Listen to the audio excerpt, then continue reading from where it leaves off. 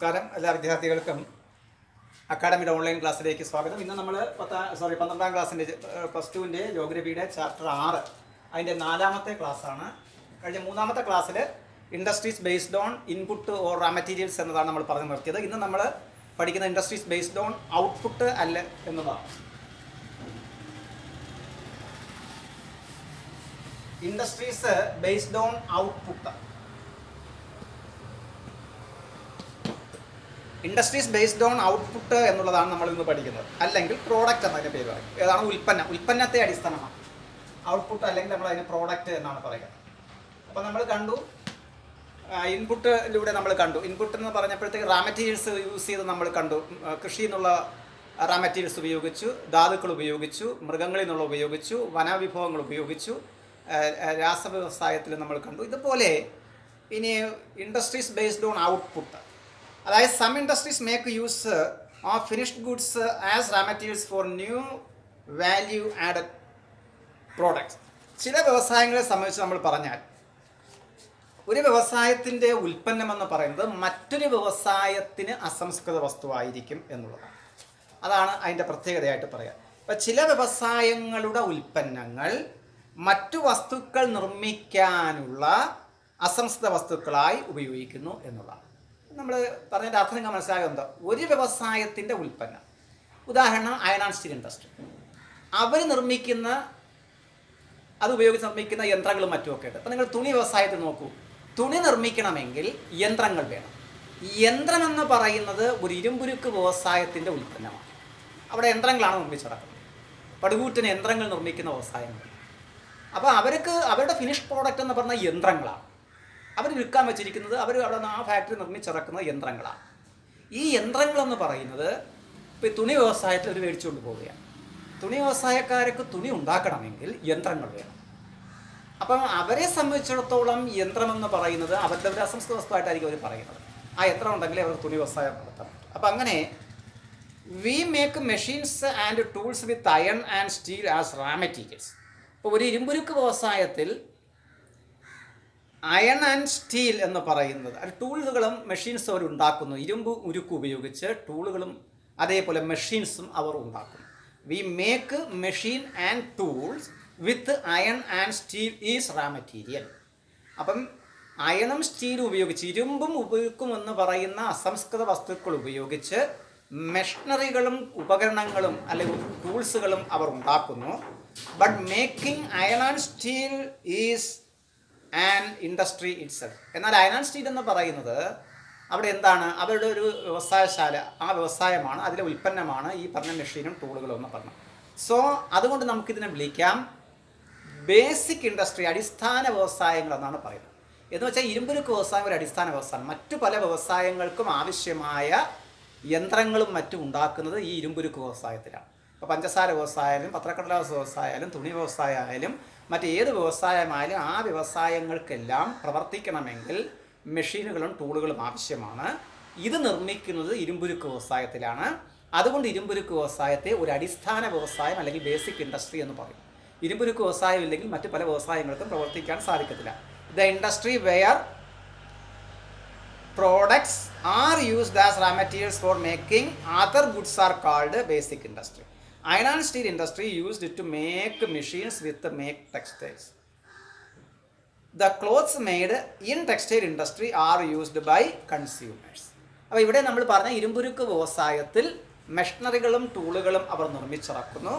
അത് മറ്റ് വ്യവസായങ്ങൾ, എക്സാമ്പിൾ തുണി വ്യവസായം പോലുള്ള വ്യവസായങ്ങളിൽ അവർക്ക് വസ്ത്രങ്ങൾ നിർമ്മിക്കണമെങ്കിൽ ഈ പറഞ്ഞ മെഷീനുകളും ടൂളുകളും ആവശ്യമാണ്. അങ്ങനെ മറ്റ് വ്യവസായങ്ങൾക്ക് ആവശ്യമായ മെഷീനുകളും ടൂളുകളും നിർമ്മിക്കുന്ന, അല്ലെങ്കിൽ അവരുടെ ഉൽപ്പന്നങ്ങൾ ഉണ്ടാക്കുന്നതിന് ആവശ്യമായ അസംസ്കൃത വസ്തുക്കളായിട്ടുള്ള മെഷീനുകളും ടൂളുകളും നിർമ്മിക്കുന്ന വ്യവസായങ്ങളെ നമുക്ക് അടിസ്ഥാന വ്യവസായങ്ങൾ എന്ന് പറയാൻ സാധിക്കും എന്നുള്ളതാണ്. ഇനി മറ്റൊരു പ്രത്യേകത, some goods made in factories are directly consumed by consumers. ചില വ്യവസായങ്ങളിലെ ഉൽപ്പന്നങ്ങളെന്ന് പറയുന്നത് കൺസ്യൂമേഴ്സ് ഡയറക്റ്റായിട്ട് യൂസ് ചെയ്യും.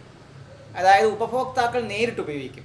ഉദാഹരണം, അവർ ആ ഫാക്ടറിയിൽ ഉണ്ടാകുന്ന സോപ്പ്, അവിടെ അത് പിന്നെ വേറെ മറ്റാർക്കും ഉപയോഗിക്കാൻ പറ്റത്തില്ല. നേരെ നമ്മൾ സോപ്പായിട്ട് തന്നെ ഉപയോഗിക്കും. നമ്മളൊരു ടെലിവിഷൻ നിർമ്മിച്ചിറക്കുകയാണ് എങ്കിൽ ടെലിവിഷൻ നമുക്ക് അതുപോലെ തന്നെ ഉപയോഗിക്കാം. റേഡിയോ നിർമ്മിക്കുന്നു, അത് നമുക്ക് അതുപോലെ തന്നെ ഉപയോഗിക്കാം.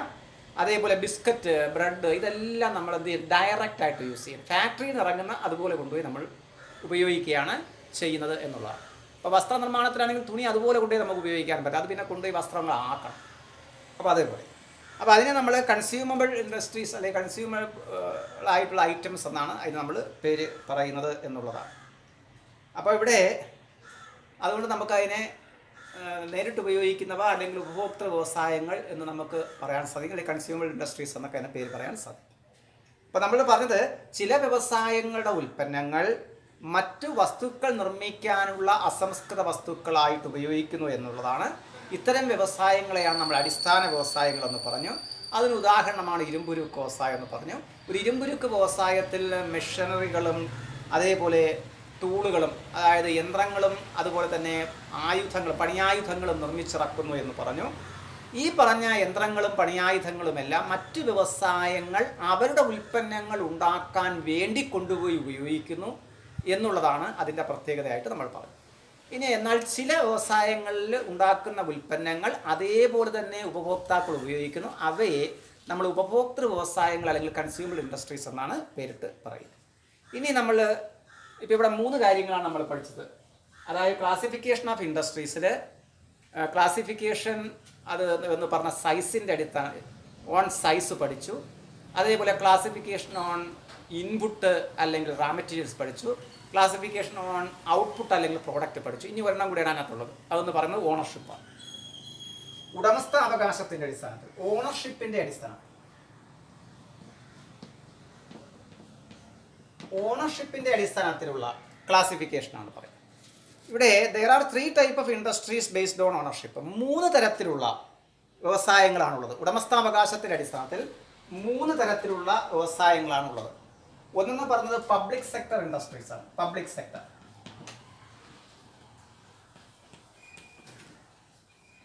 2 പ്രൈവറ്റ് സെക്ടറാണ്. 3 ജോയിൻ്റ് ആണ്, ജോയിന്റ് സ്റ്റോക്ക്. ഇങ്ങനെ 3 എണ്ണമാണ് നമുക്ക് കാണാൻ സാധിക്കുന്നത്. അതായത് public sector industries, private sector industries, joint stock industries എന്നിങ്ങനെ 3 തരത്തിലുള്ള. there are 3 types of industries based on ownership, that is private sector, public sector and joint stock industries. ഒന്ന് പബ്ലിക് സെക്ടർ. പബ്ലിക് സെക്ടർ എന്ന് പറഞ്ഞാൽ പൊതുമേഖലാ വ്യവസായ സ്ഥാപനങ്ങളെന്നാണ്. പൊതു എന്ന് പറഞ്ഞാൽ ഗവൺമെൻറ് എന്നുള്ളതാണ്, ഗവൺമെൻറ്റിൻ്റെ സ്ഥാപനം. അതുകൊണ്ട് നമുക്ക് പറയാം these are owned and managed by the government.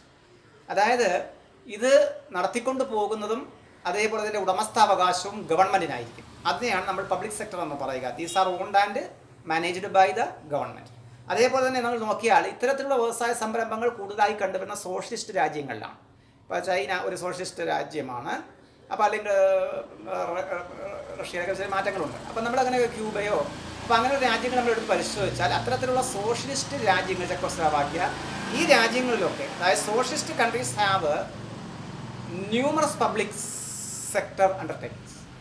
അപ്പോൾ സോഷ്യലിസ്റ്റ് രാജ്യങ്ങളിലാണ് കൂടുതലായിട്ട് എന്ത് കണ്ടുവരുന്നത്, പൊതുമേഖലാ സ്ഥാപനങ്ങൾ, ഗവൺമെൻറ് ഉടമസ്ഥയിലുള്ള സംരംഭങ്ങൾ കണ്ടുവരുന്നത്. കാരണം അവിടെ പ്രൈവറ്റ് ഇല്ല. അതുകൊണ്ട് എല്ലാ സംരംഭങ്ങളുടെയും ഉടമസ്ഥൻ ഗവൺമെൻറ് ആയിരിക്കും. അത് മാത്രമല്ല മിക്സഡ് എക്കോണമി ലൈക്ക് ഇന്ത്യയെപ്പോലുള്ള ഒരു നമ്മൾ പബ്ലിക്കുമല്ല പ്രൈവറ്റും അല്ലാത്ത തരത്തിലുള്ളതാണ്. അതായത് നമ്മൾ സോഷ്യലിസ്റ്റ് രാജ്യവുമല്ല ക്യാപിറ്റലിസ്റ്റ് രാജ്യവുമല്ല, നമ്മളൊരു മിക്സഡ് എക്കോണമി പ്രദാനം ചെയ്യുന്ന രാജ്യമാണ്. അങ്ങനെ ഒരു mixed economy like India have both public sector and private sector. അതുകൊണ്ട് തന്നെ രണ്ടും ഉള്ളതാണ് നമുക്ക്. രണ്ടും കൂടെ ചേർന്നുകൊണ്ട് ഈ രാജ്യത്തും ഈ പറഞ്ഞ പബ്ലിക് സെക്ടർ സ്ഥാപനങ്ങൾ കാണും. നമ്മൾ പൂർണ്ണമായും പബ്ലിക് സെക്ടറുമല്ല, പൂർണ്ണമായും പ്രൈവറ്റ് സെക്ടറുമല്ല. അതുകൊണ്ട് നമുക്ക് 2 സംരംഭങ്ങൾ ഇവിടെയുണ്ട്. ഉദാഹരണം നമുക്കിപ്പോൾ സ്കൂൾ എടുത്ത് നോക്കുക, ഗവൺമെൻറ് സ്കൂളുമുണ്ട്, പ്രൈവറ്റ് സ്കൂളുകളുമുണ്ട്. ഗവൺമെൻറ്റിൻ്റെ ഉടമസ്ഥനുള്ള ബസ്സുകളുണ്ട്, സ്വകാര്യ വ്യക്തിയുടെ ബസ്സുകളുണ്ട്. ഗവൺമെൻറ് സംരംഭങ്ങളായ വ്യവസായശാലകളുണ്ട്, സ്വകാര്യ വ്യക്തികളുടെ സംരംഭങ്ങളുണ്ട്. അങ്ങനെ രണ്ടും കൂടി ചേർന്നതാണ് നമ്മുടെ രാജ്യത്തിൻ്റെ ഒരവസ്ഥ എന്ന് പറയുക. അപ്പോൾ നമുക്ക് പബ്ലിക് സെക്ടറിനെ പറ്റി ഇത്രയും കാര്യങ്ങളാണ് പറയുന്നത്. These are owned and managed by the government. Socialist countries have numerous public sector undertakings. Mixed economies like India have both public sector and private sector enterprises. അടുത്തത് പ്രൈവറ്റ് സെക്ടർ എൻ്റർപ്രൈസസ് ഇൻഡസ്ട്രീസ് ആണ്. സ്വകാര്യ, ഈ പറഞ്ഞതിന് just opposite ആണ്. Private ആകുമ്പോഴത്തേക്ക് എല്ലാം സ്വകാര്യ വ്യക്തികളാണ്. ഇൻഡിവിജ്വൽ ഇൻവെസ്റ്റേഴ്സ്, സ്വകാര്യ വ്യക്തികൾ, നിക്ഷേപകർ. Own private sector industries. സ്വകാര്യ വ്യക്തികളാൽ നടത്തപ്പെടുന്ന സംരംഭങ്ങളാണ് സ്വകാര്യ വ്യവസായശാലകൾ എന്ന് പറയുന്നത്.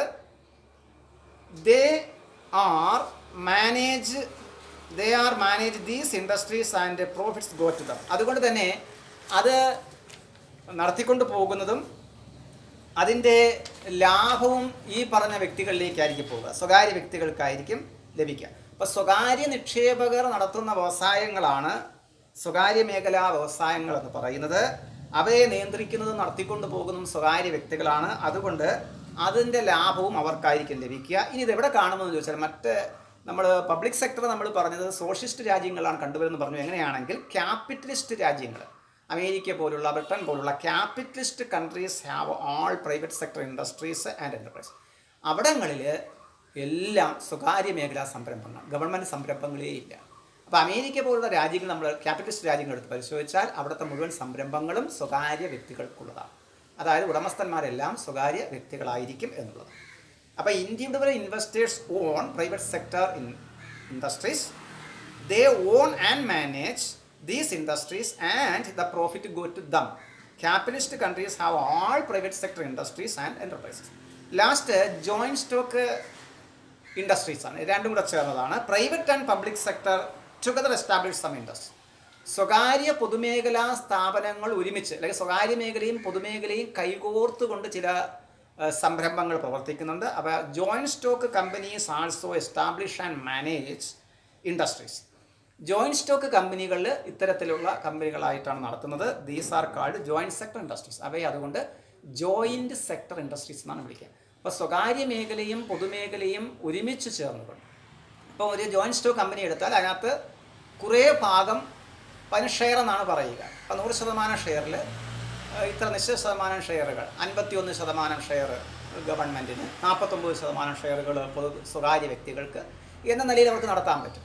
അങ്ങനെ നടത്തുമ്പോഴത്തേക്ക് അതൊരു ജോയിൻറ്റ് സ്റ്റോക്ക് ഇൻഡസ്ട്രീസ് ആയിട്ട് മാറും. അപ്പോൾ അവർ രണ്ടും ഉണ്ട് അതിനകത്ത്. ഗവൺമെൻറ്റിൻ്റെ ഇൻവെസ്റ്റ്മെൻറ്റും ഉണ്ടാകും, വ്യക്തികളുടെ ഇൻവെസ്റ്റ്മെൻറ്റും ഉണ്ടാകും.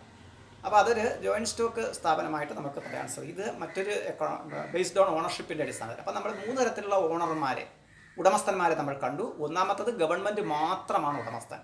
അതിന് നമ്മൾ പറഞ്ഞത് സോഷ്യലിസ്റ്റ് രാജ്യങ്ങളിലാണ് അത്തരം സംരംഭം.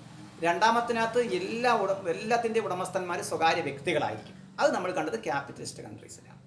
പിന്നെ മൂന്നാമത്തെന്ന് പറഞ്ഞാൽ ചില സംരംഭങ്ങൾ ജോയിൻറ്റ് സ്റ്റോക്ക് ഇൻഡസ്ട്രീസ് എന്ന് പറയും. അത് സ്വകാര്യ മേഖലയും പൊതുമേഖലയും, പബ്ലിക് ആൻഡ് പ്രൈവറ്റ് സെക്ടറിൻ്റെ ഒരു കോർഡിനേഷൻ ആയിരിക്കും എന്ന് പറയും. ഇനി നമുക്കിതിനകത്ത് പഠിക്കാനുള്ളത് ട്രഡീഷണൽ ലാർജ് സ്കെയിൽ ഇൻഡസ്ട്രീസാണ്.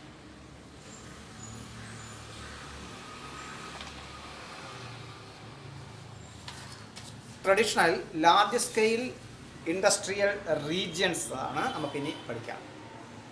അതായത് ട്രഡീഷണൽ, പരമ്പരാഗതമായ വൻകിട വ്യാവസായിക സംരംഭങ്ങളാണ്. അതിൽ heavy industries near coal mines and engaged in metal smelting, heavy engineering, manufacture of chemicals and textiles are found in the traditional large scale industrial regions. പരമ്പരാഗതമായ വൻകിട വ്യവസായങ്ങൾ നമ്മൾ നേരത്തെ സ്ഥലത്ത് പരിചയപ്പെട്ടതാണ്. ലോകത്തിലെ വ്യവസായങ്ങളെ 2 മേഖലകളായി തിരിക്കാം. അതിവികസനം നേടിയ രാജ്യങ്ങളിൽ കേന്ദ്രീകരിച്ചിരിക്കുന്ന പരമ്പരാഗതമായ വൻകിട വ്യവസായം. അപ്പോൾ heavy industries near coal mines and engage in metal smelting, അതേപോലെ heavy engineering, manufactures of chemicals and textiles are found in traditional large scale industries. ഇതിൽ വരുന്നതാണ് ഹെവി ഇൻഡസ്ട്രീസുകളും അതേപോലെ തന്നെ അത് കോൾ മൈൻസിലൂടെ ചേർന്ന് ഉള്ള മെറ്റൽ, ലോഹ ഇത് ഉരുക്കുമായി ബന്ധപ്പെട്ടത്, heavy engineering, manufactures of chemicals, രാസവ്യവസായങ്ങൾ, ടെക്സ്റ്റൈൽസ്, ഇതൊക്കെ നമുക്ക് ഈ പറഞ്ഞ ട്രഡീഷണൽ ലാർജ് സ്കെയിൽ ഇൻഡസ്ട്രീസിൽ വരുന്നതാണ്. അതിൻ്റെ പ്രത്യേകത എന്ന് പറയുന്നത് ദേ പ്രൊവൈഡ് ലാർജ് ഓപ്പർച്യൂണിറ്റീസ് എന്നുള്ളതാണ്. ഇവ വൻതോതിലുള്ള തൊഴിലവസരങ്ങൾ പ്രദാനം ചെയ്യുന്നു. These are densely populated and have poor housing and inferior type of amenities. അത് മാത്രമല്ല, ഇതിൻ്റെ മറ്റൊരു പ്രത്യേകത വളരെ വലിയ ജനവാസ മേഖലകളിലാണ് അത് കേന്ദ്രീകരിച്ചിരിക്കുന്നത്. അവരുടെ നൽകിയിരിക്കുന്ന സംവിധാനങ്ങൾ, അവരുടെ തൊഴിലാളികൾക്കും മറ്റുമൊക്കെ നൽകിയിരിക്കുന്ന സംവിധാനങ്ങൾ എന്ന് പറഞ്ഞാൽ വളരെ താഴ്ന്ന തരത്തിലുള്ള അമ്യൂണിറ്റീസാണ് സേവനങ്ങളാണ് അവർ നൽകിയിരിക്കുന്നത്. When these factories close down, എപ്പോഴെങ്കിലും ഈ ഫാക്ടറികളൊക്കെ പൂട്ടിക്കെട്ടുകയാണെങ്കിൽ പ്രോബ്ലംസ് ഓഫ് അൺഎംപ്ലോയ്മെൻറ്റ്, തൊഴിൽ ലഭ്യമാകാത്ത അവസ്ഥ ഉയർന്നു വരും എന്നുള്ളതാണ് ക്രോപ്പ് ഓഫ് ദിസ് ഏരിയ ടേക്സിൻ്റെ ഫോർലോൺ അപ്പിയറൻസ്. അതെന്ന് പറയുന്നത് സമൂഹത്തിനൊരു ഹാപ്പി സൃഷ്ടിക്കും, നല്ലതല്ല. അപ്പോൾ ഇത്തരത്തിലുള്ള വ്യവസായങ്ങൾ, അപ്പോൾ വൻകിട വ്യവസായങ്ങളുമായി ബന്ധപ്പെട്ട് നമ്മൾ പറയുമ്പോഴത്തേക്ക് വളരെ വലിയ ജനവാസ കേന്ദ്രങ്ങളിലാണ്, അല്ലെങ്കിൽ ഇതിനോട് ചേർന്ന് വളരെ വലിയ ജനസഞ്ചയങ്ങൾ, പോപ്പുലേഷൻ വളരെയധികം ഉയർന്ന് കാണപ്പെടുന്നുണ്ട്. അങ്ങനെയുള്ള ഈ വ്യവസായങ്ങൾ അവർ നൽകിയിരിക്കുന്ന സേവനങ്ങളെന്ന് പറയുന്നത്, അല്ലെങ്കിൽ അമ്യൂണിറ്റീസായിട്ട് അവരുടെ തൊഴിലാളികൾക്ക് മറ്റും നൽകിയിരിക്കുന്നത് വളരെ മോശമായിട്ടുള്ള അല്ലെങ്കിൽ വളരെ താഴ്ന്ന നിലവാരത്തിലുള്ളതാണ്. അതുമാത്രമല്ല, ഇത്തരം വ്യവസായങ്ങൾ ഏതെങ്കിലും കാരണവശാൽ അടച്ചുപൂട്ടൽ ഭീഷണി വല്ലതും നേരിടുകയാണെങ്കിൽ സമൂഹത്തിൽ തൊഴിലില്ലായ്മ സൃഷ്ടിക്കും. അത് സാമൂഹികമായ ഒരു മോശമായ അവസ്ഥയിലേക്ക് പോവുകയും ചെയ്യും എന്നുള്ളതാണ് ഈ ട്രഡീഷണൽ ലാർജ് സ്കെയിൽ ഇൻഡസ്ട്രിയെ പറ്റി നമുക്ക് പറയാനുള്ളത്. അത് പറയുമ്പോഴത്തേക്ക് അതുമായി ബന്ധപ്പെട്ട് നമ്മൾ പറയുന്നത് ജർമ്മനിയിലെ റൂർ കോൾ ഫീൽഡിനെ പറ്റിയാണ് പറയുക. റൂർ എന്ന് പറയുന്ന കൽക്കരി മേഖല, കൽക്കരിപ്പാടത്തെ പറ്റിയാണ് നമ്മൾ പറയുന്നത്.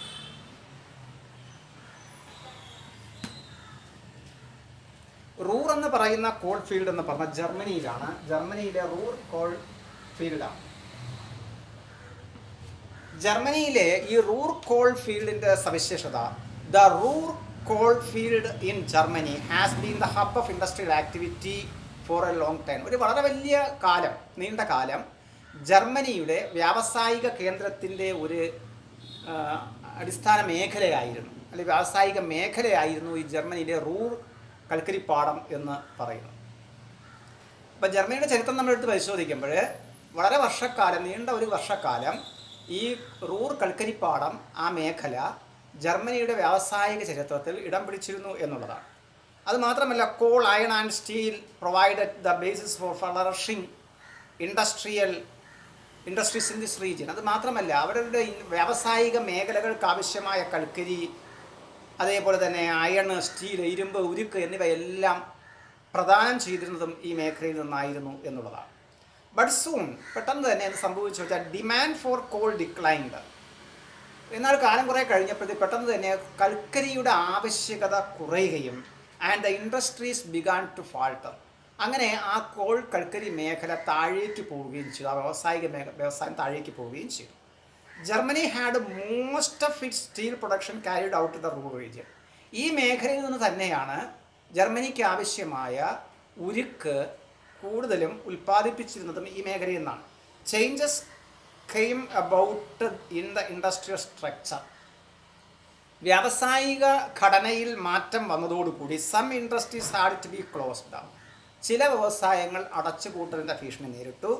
Those that went to producing create great pollution through dumping of industrial waste and air pollution.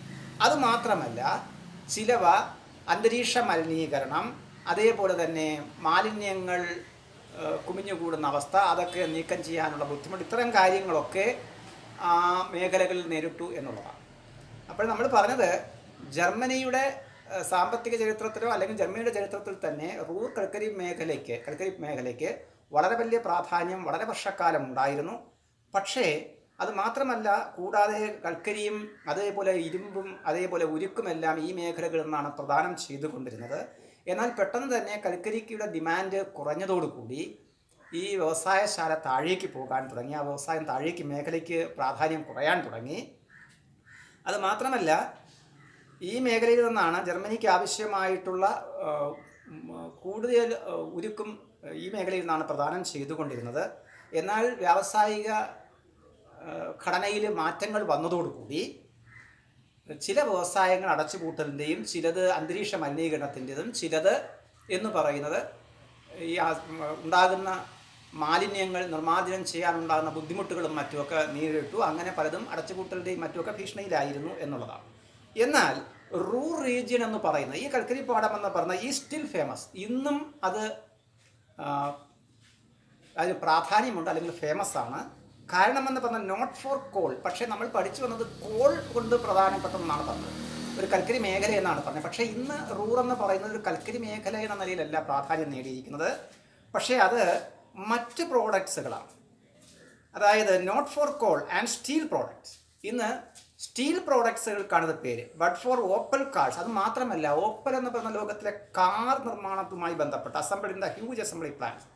അങ്ങനെ ഓപ്പൽ കാറുകളുടെ നിർമ്മാണ യൂണിറ്റുകൾ, കെമിക്കൽ മാനുഫാക്ചറിങ്, രാസ വ്യവസായങ്ങൾ, ഉൽപ്പാദനവുമായി ബന്ധപ്പെട്ട എഡ്യൂക്കേഷൻ സെൻറ്റേഴ്സ് ലൈക്ക് യൂണിവേഴ്സിറ്റീസ്, അതേപോലെ തന്നെ സർവകലാശാലകൾ എന്നൊക്കെ നിലകളിൽ റൂർ എന്ന് പറയുന്നത് ഇന്ന് പേര് നേടിയിരിക്കുന്നു എന്നുള്ളതാണ്.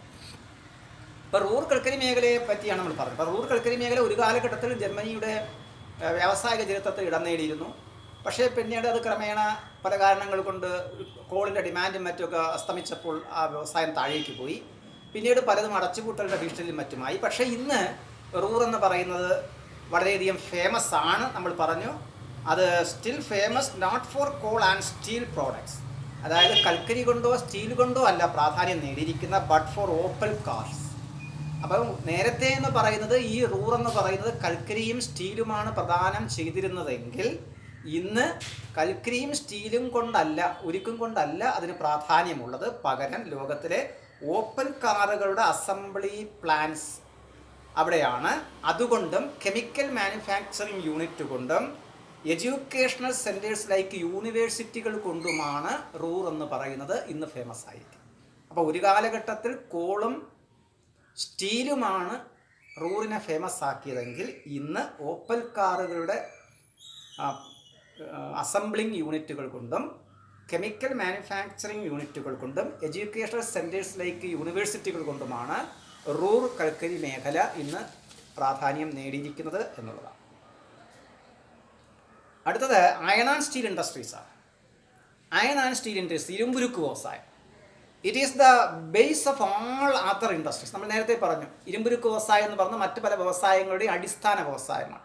മറ്റ് പല വ്യവസായങ്ങളും പ്രവർത്തിക്കണമെങ്കിൽ ഇരുമ്പുരുക്ക് വ്യവസായത്തിൽ നിന്നുള്ള മെഷീനുകളും ടൂളുകളും ആവശ്യമാണ്. So it is called the basic industry. അതുകൊണ്ട് ഇതിനെ അടിസ്ഥാന വ്യവസായം എന്ന് പറയും. It is basic because it provides raw materials for other industries such as machine tools used for further production. ഇതിനെ ബേസിക് ഇൻഡസ്ട്രീസ് എന്ന് വിളിക്കാനുള്ള കാരണം മറ്റു പല വ്യവസായശാലകളിലും പ്രവർത്തിക്കണമെങ്കിൽ അതിനാവശ്യമായ മെഷീനുകളും ടൂളുകളും ഇതാണ് പ്രദാനം ചെയ്യുന്നത്. അതുകൊണ്ടാണ്. അത് മാത്രമല്ല മറ്റ് വ്യവസായങ്ങളുടെ ഉൽപ്പന്നങ്ങൾ ഇറങ്ങണമെങ്കിൽ ഈ വ്യവസായത്തിൽ നിന്നുള്ള മെഷീനും ടൂളുകളും ആവശ്യമാണ്. It may also be called heavy industry. ഇത് ഒരു വൻകിട വ്യവസായമാണ്. Because it uses large quantities of bulky raw materials and it products are also heavy. ഇതിൽ ഉപയോഗിക്കുന്നത് ഈ വളരെ വലിയ പടുകൂറ്റൻ വ്യവസായങ്ങൾ വൻതോതിൽ റാ മെറ്റീരിയൽസ് ഉപയോഗിക്കുകയും വൻതോതിൽ ഉൽപ്പന്നങ്ങൾ പുറത്തിറങ്ങുകയും ചെയ്യും. അപ്പോൾ ഇരുമ്പുരുക്ക് വ്യവസായത്തിൽ അതുപോലെയാണ്. ഹ്യൂജ് ക്വാണ്ടിറ്റിയിലുള്ള അയൺ ഓർ ഉപയോഗിക്കുന്നു. അതുവഴി ഹ്യൂജ് പ്രൊഡക്ഷനാണ് അവിടെ നടക്കുന്നത്. Iron extracted from iron ore. ഇരുമ്പെന്ന് പറയുന്നത് ഇരുമ്പ് അയിരിൽ നിന്നാണ് അത് ഖനനം ചെയ്തെടുക്കുന്നത്. By smelting in the blast furnace with carbon and limestone. ഒരു ബ്ലാസ്റ്റ് ഫർണസ് എന്ന പ്രക്രിയയിലൂടെ കാർബണും ലൈം സ്റ്റോൺ ഉപയോഗിച്ച് എന്ത് ചെയ്യുന്നു? ഇത് ഉൽപ്പാദിപ്പിച്ചെടുക്കുന്നു. The molten iron is cooled and molded from pig iron. ഇതിനെ പിന്നെ തണുപ്പിച്ച് നമ്മൾ പിഗ് അയൺ ആയിട്ട് മാറ്റും. Which is used for converting into steel by adding strengthening materials like manganese. ഇതിനോടുകൂടി ഒരു സങ്കരലോഹമായ മാംഗനീസ് കൂട്ടിച്ചേർക്കും. ഇരുമ്പിനോട് കൂടി ചേർക്കുന്ന മറ്റൊരു സങ്കരം, അതിന് ഹാർഡനൻസും മറ്റും കിട്ടുന്നതിന് വേണ്ടി. വെറും ഇരുമ്പ് നമുക്ക് ഉപയോഗിക്കാൻ പറ്റത്തില്ല. അതുകൊണ്ട് ഇതിന് കാഠിന്യവും മറ്റും ലഭിക്കുന്നതിന് വേണ്ടിയിട്ട് അതിനോടുകൂടി ചേർക്കുന്ന ഒരു കൂട്ടുലോഹമാണ് മാംഗനീസ് എന്ന് പറയുക. അതുകൊണ്ടാണ് used for converting into steel by adding strengthening materials like manganese. അത് ഉരുക്കാക്കി മാക്കണമെങ്കിൽ നമ്മൾ ഈ മാംഗനീസ് കൂടി കൂട്ടിച്ചേർക്കും. The large integrated steel industries traditionally located close to source of raw materials iron ore coal manganese and limestone or at places where these could easily brought it. അപ്പോൾ എവിടെയെങ്കിലും നിങ്ങൾക്കൊരു വൻകിട ഇരുമ്പുരുക്ക് വ്യവസായശാല പ്രവർത്തിക്കണമെങ്കിൽ അവിടെ ആ മേഖലയെന്ന് പറഞ്ഞാൽ ഇരുമ്പയിര്, കോൾ, കൽക്കരി, മാംഗനീസ്, അതുപോലെ തന്നെ ലൈം സ്റ്റോൺ, ചുണ്ണാമ്പുകല്ല്, ഇതെല്ലാം ലഭിക്കുന്ന പ്രദേശമായിരിക്കണം. എങ്കിൽ മാത്രമേ നമുക്ക് ഇരുമ്പുരുക്ക് വ്യവസായം സ്ഥാപിക്കാൻ പറ്റൂ. ഇരുമ്പുരുക്ക് വ്യവസായശാലയ്ക്ക് ആവശ്യമായ പ്രധാനപ്പെട്ട സാധനങ്ങളാണ് അയൺ ഓർ. ഒന്ന് അയൺ ഓർ വേണം, കോൾ വേണം, ലൈം സ്റ്റോൺ വേണം, അതേപോലെ മാംഗനീസ്. ഇതൊക്കെ നമുക്ക് ആവശ്യമാണ്. പിന്നീട് ഇലക്ട്രിസിറ്റി, വാട്ടർ സപ്ലൈ ഒക്കെ ഒരുപാട് ആവശ്യങ്ങളുണ്ട്. എങ്കിലും നമ്മൾ പറയുന്ന ഒരു മേഖല, ഒരു large integrated steel industries traditionally located, പരമ്പരാഗതമായിട്ട് സ്വാഭാവികമായ ഒരു മേഖലയിൽ ഒരു ഇരുമ്പുരുക്ക് വ്യവസായം സ്ഥാപിക്കണമെങ്കിൽ ആ പ്രദേശം എന്ന് പറഞ്ഞാൽ close the source of raw materials, ഇനി പറയുന്ന അസംസ്കൃത വസ്തുക്കൾ സുലഭമായി ലഭിക്കുന്ന പ്രദേശങ്ങളായിരിക്കണം. അതിൽ ഒന്ന് അയൺ ഓർ വേണം, രണ്ട് കോൾ വേണം, അതേപോലെ 3 മാംഗനീസ് വേണം, അതുപോലെ തന്നെ ലൈം സ്റ്റോൺ ചുണ്ണാമ്പ് കല്ല് വേണം. Or at places where these could be easily brought. അല്ലെങ്കിൽ ഈ മേഖലയിലേക്ക് എളുപ്പത്തിൽ ഇവയെല്ലാം കൊണ്ടുവരാനെങ്കിലും സാധിക്കണം. എങ്കിൽ മാത്രമേ നമുക്ക് ഇരുമ്പുരുക്ക് വ്യവസായശാല സ്ഥാപിക്കാൻ പറ്റൂ. ഒരു എക്സാമ്പിൾ പറഞ്ഞാൽ ബൊക്കാറോ ഇന്ത്യയിലാണ്. ഈ ബൊക്കാറോ എന്ന് പറയുന്നത് ഇരുമ്പുരുക്ക് വ്യവസായശാല സ്ഥാപിച്ചിരുന്ന ബൊക്കാറോ എന്ന് പറഞ്ഞ പ്രദേശം ധാരാളമായിട്ട് ഇരുമ്പയിരും ലൈം സ്റ്റോണും കോളും അതുപോലെ ബൊക്കാറോ എന്നൊരു നദിയും ബൊക്കാറോ എന്ന് പറയുന്ന ഒരു പവർ പ്ലാന്റും ഒക്കെ നമ്മൾ സ്ഥാപിച്ചിട്ടുണ്ട്, ഊർജ്ജത്തിൻ്റെ ഉൽപ്പാദനം. അപ്പോൾ ഇതെല്ലാം അവിടെ ലഭിക്കുന്നുണ്ട്. ഇതെല്ലാം അടുത്തടുത്തായിട്ടുള്ള പ്രദേശങ്ങളിലാണ് സ്ഥിതി ചെയ്യുന്നത് എന്നുള്ളതാണ്. അതേപോലെ ഒരു ഇരുമ്പുരുക്ക് വ്യവസായശാല നിലനിന്ന് പോകണമെങ്കിൽ നമ്മൾ പറഞ്ഞതുപോലെ ഒന്നുകിൽ എളുപ്പത്തിൽ ഈ പറഞ്ഞ എല്ലാ അസംസ്കൃത വസ്തുക്കളും ഈ മേഖലയിൽ എത്തിച്ചേരുകയോ അല്ലെങ്കിൽ എത്തിക്കാനുള്ള മാർഗം ഉണ്ടാകണം, അല്ലെങ്കിൽ സ്വാഭാവികമായിട്ട് ഇവയെല്ലാം അടുത്തടുത്ത് തന്നെ ഉണ്ടായിരിക്കുകയും വേണം.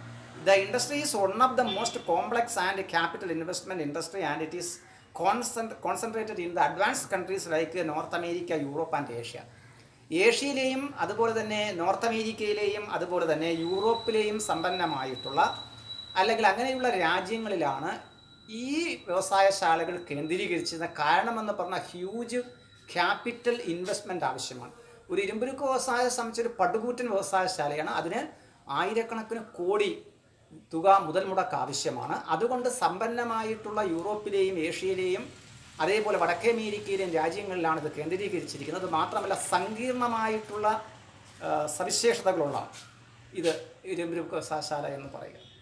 അതുകൊണ്ട് ഇങ്ങനെയുള്ള പ്രദേശങ്ങളായിരിക്കും ഇത് കോൺസെൻട്രേറ്റ് ചെയ്യുന്നത്. മാത്രമല്ല USA, അതുപോലെ Europe, UK, Germany, France, Belgium, Luxembourg, അതേപോലെ Netherland, Russia are the leading producers.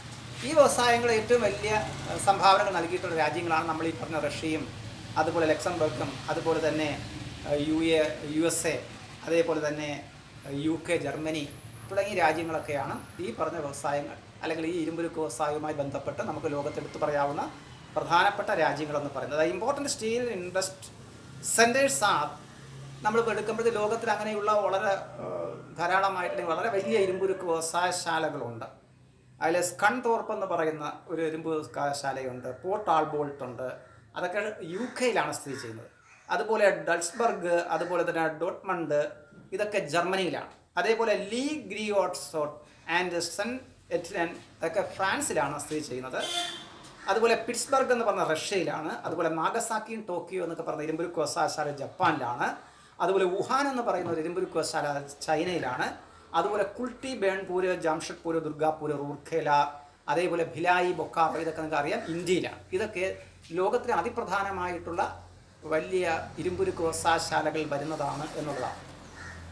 നമുക്ക് ഇനി അടുത്ത ക്ലാസ്സിൽ നമുക്കിത് ഒന്നുകൂടെ നമുക്കിത് പറയാം. ഇന്നിപ്പോൾ ഈ ക്ലാസ്സിൻ്റെ സമയം അവസാനിക്കുന്നതുകൊണ്ടാണ് ഞങ്ങൾ പറഞ്ഞു നിർത്തുന്നത്. ഇതിൻ്റെ ബാക്കി ഭാഗം നമുക്ക് അടുത്ത ക്ലാസ്സിലെടുക്കാം. എല്ലാവർക്കും നമസ്കാരം.